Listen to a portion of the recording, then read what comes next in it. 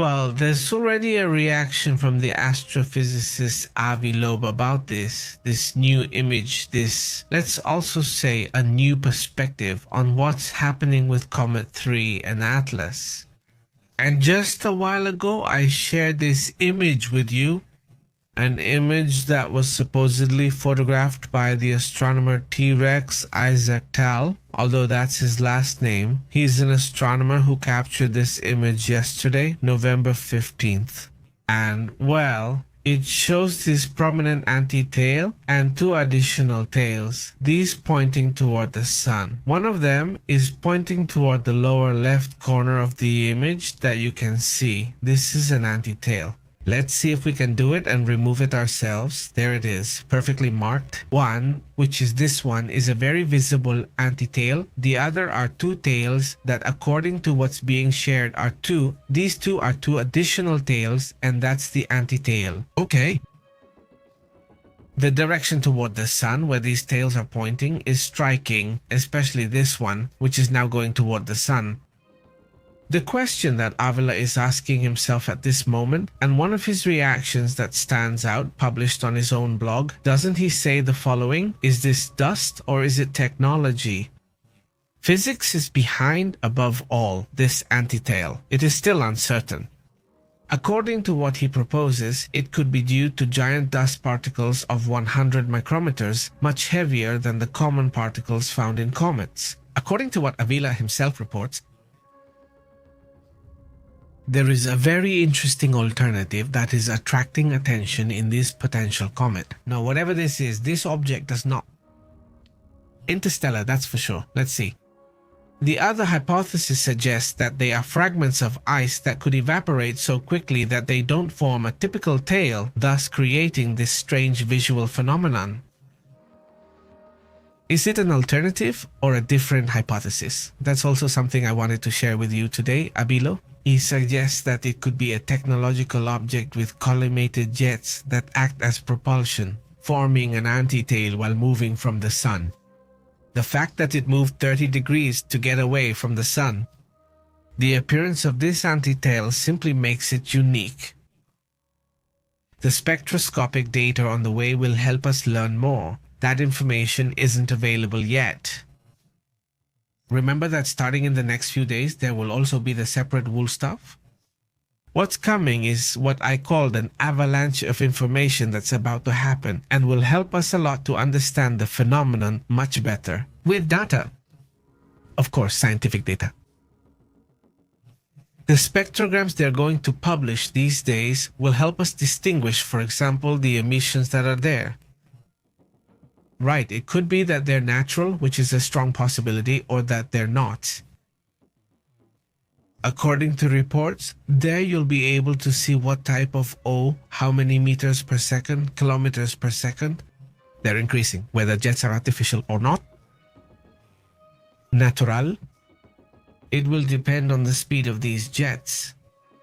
If these jets have a speed that matches chemical reactions, then you say, hey, look, there's a typical reaction of normal chemical jets. Like any comment, you know what? The speed of the jets is exceptional, and this actually sounds more like something artificial. He says, this is detective work, says Loeb, who is confident that upcoming data will allow us to discover the true nature of the object as it approaches Earth. From now until December 19th, but during those days.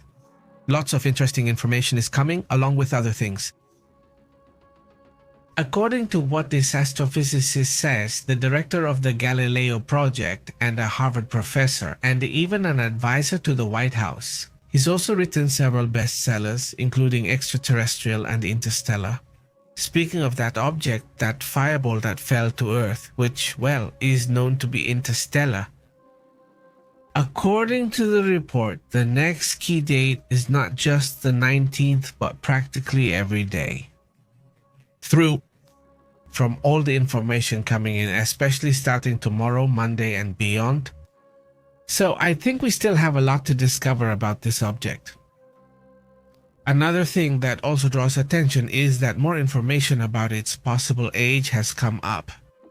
Estimates indicate that it could even be an astonishing number of years old, around 14 billion years, which would make it a comet or body, the oldest in our solar system at this moment. Imagine that this comet could be approximately 14,000 years old.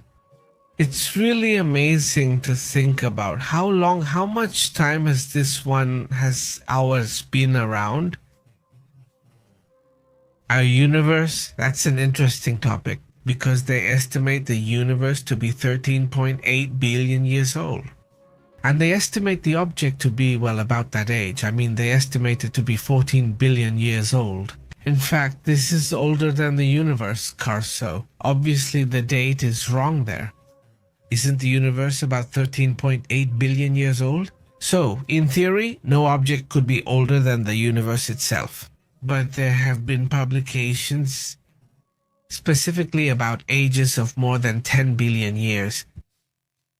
In these topics, accuracy is also lacking. For example, calculating the age of the universe. It's not very exact, to be honest. And what really stands out and what they do believe is that it's extremely ancient. But calculating that, it's either a translation error, something else, or just a calculation mistake.